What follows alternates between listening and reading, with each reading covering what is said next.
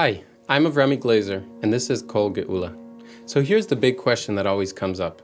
If Hashem already knows everything that's going to happen, then do we really have free will? The Rambam talks about this in Hilchos Teshuva Perek Hey Halacha Hey. He says, "Know that the answer to this question is longer than the land and broader than the seas. But one thing is certain, a person's actions are in his own hands." So basically, the Rambam says, yes, it's too big for us to fully understand. But at the end of the day, your choices are yours. Free will is real. And then the Baal Shem Tov gives us a way to live with it. He says like this, before you do something, see yourself as totally free.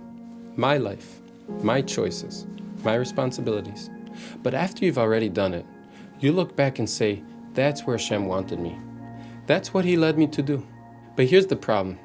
If Teshuva means regretting the past, how can I regret something that I now believe was Hashem's will?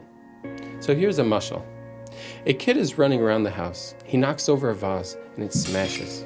He feels horrible. He knows he wasn't supposed to be running around there. He could have done differently, and now something precious is gone. That's regret. Then the father walks in. Instead of yelling, he bends down, he gives the kid a hug, and he says, I knew this vase might break one day. It's okay. What matters is that you learn from it.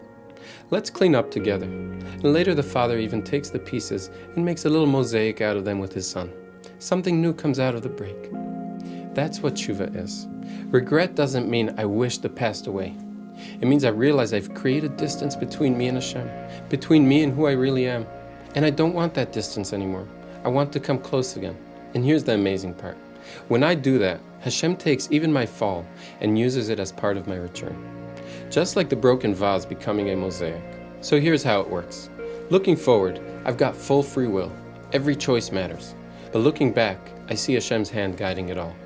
And in Teshuva, we hold both. I regret the distance that I created, but I also trust that Hashem can use that distance to bring me closer. And here's how it ties into where we are right now. Elul is the time to look back, to take responsibility, to do Teshuva. But when Rosh Hashanah comes, there's no vidui, no confession. We're not looking back anymore. We're just standing there crowning Hashem as king.